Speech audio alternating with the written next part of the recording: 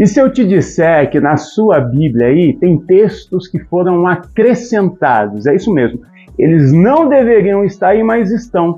Então fica comigo até o final desse vídeo, que eu vou te explicar tudo isso e ainda vou te explicar tudo sobre o tanque de Betesda.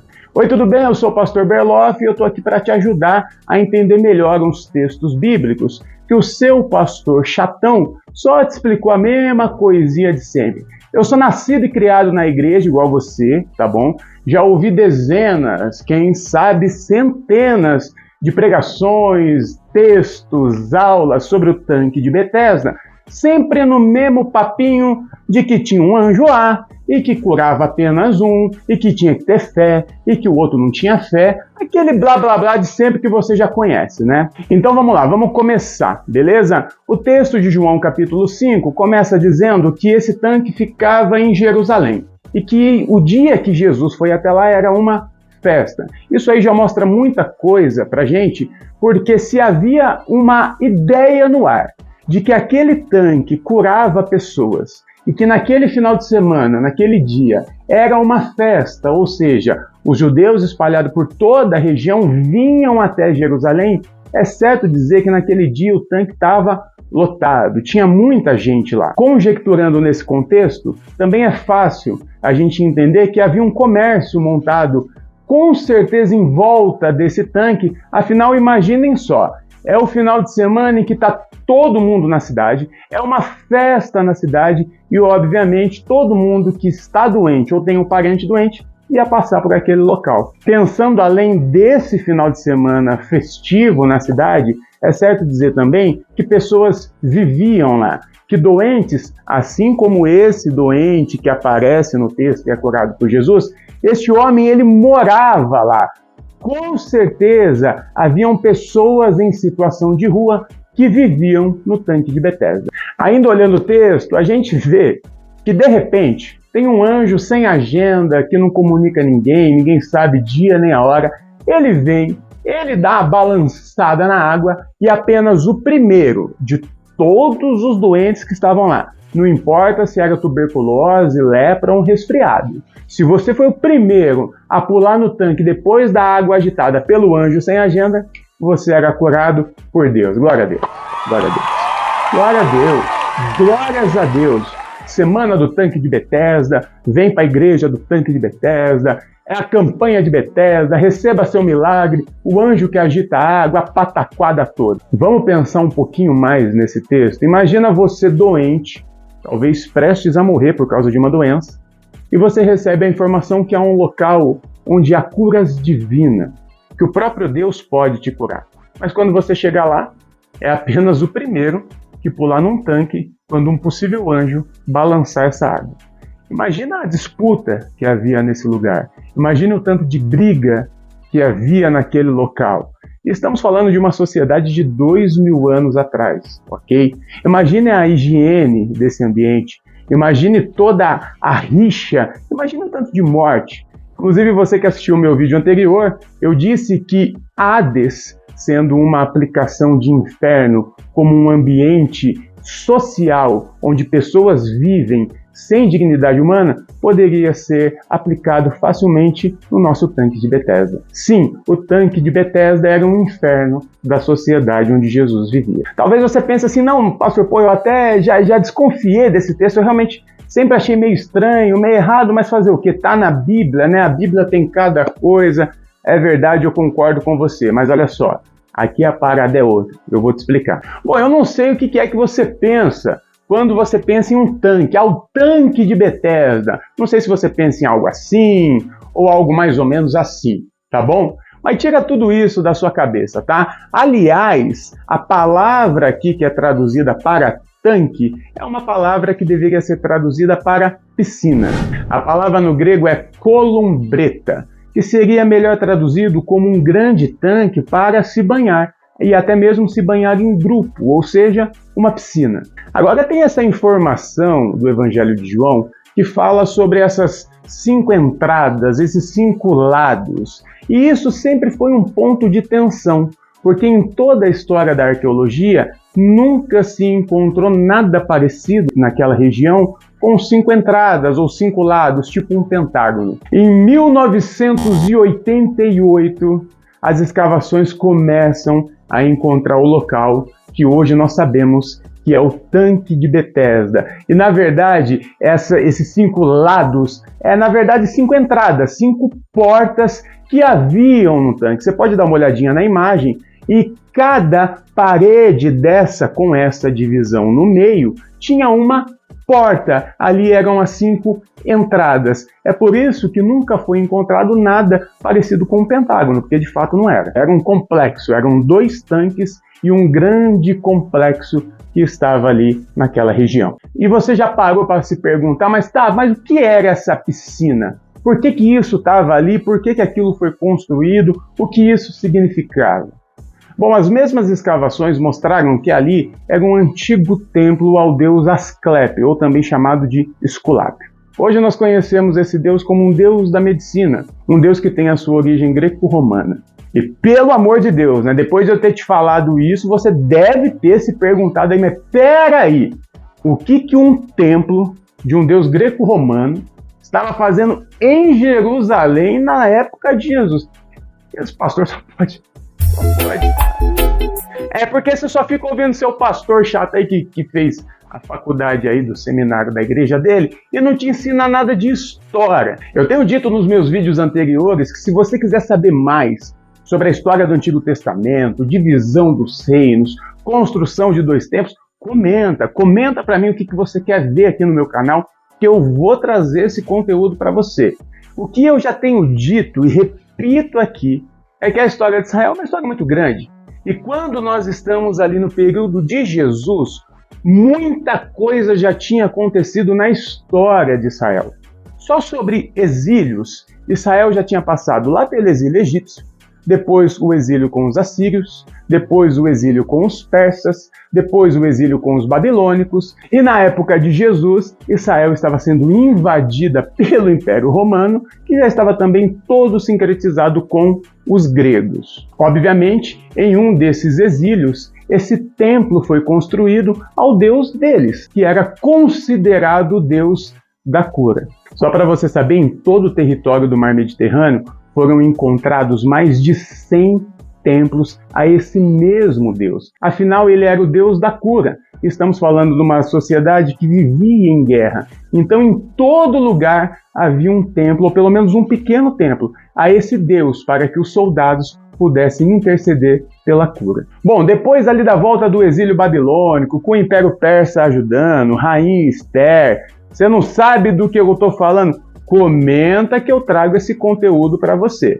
Bom, mas depois da retomada de Israel, reconstrução do templo, reconstrução dos muros, obviamente esse templo a um deus pagão foi desativado, foi abandonado, mas ficou uma certa mística no ar.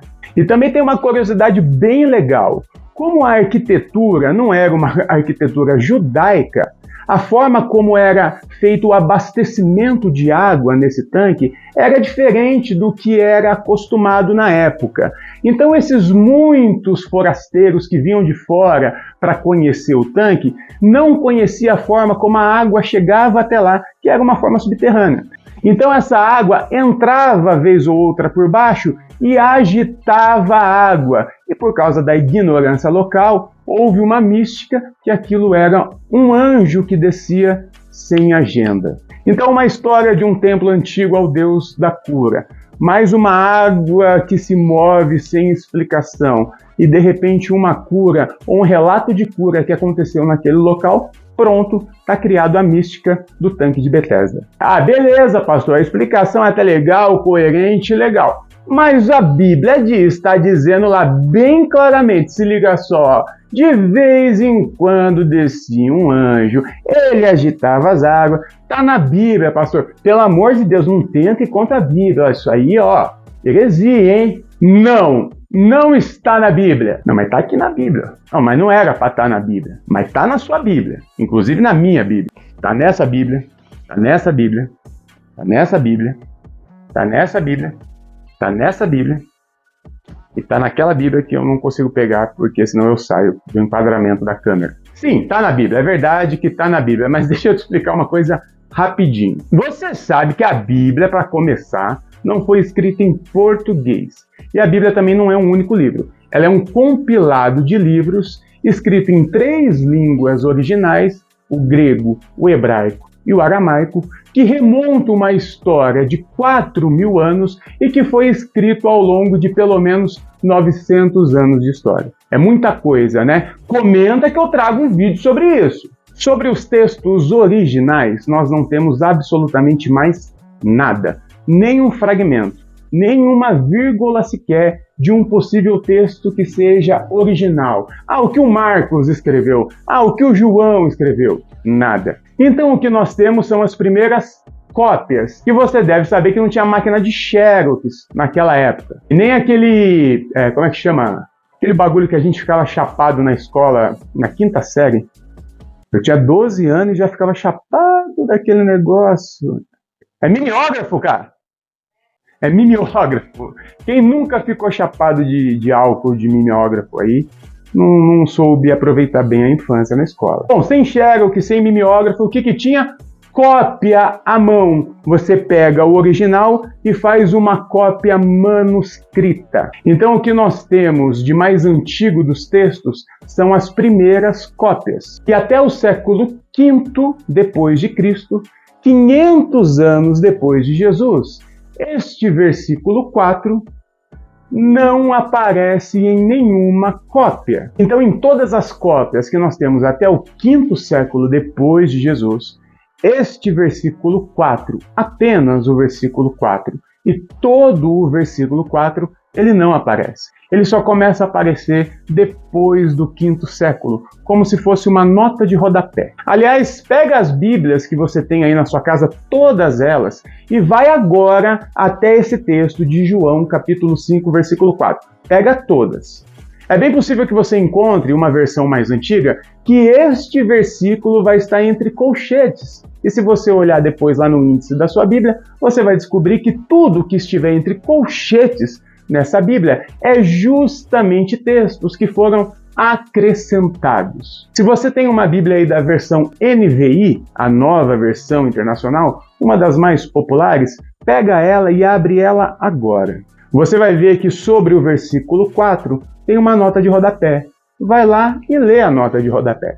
Eu estou fazendo um vídeo aqui para te explicar uma coisa que está escrito aí na sua Bíblia desde sempre, só você não leu.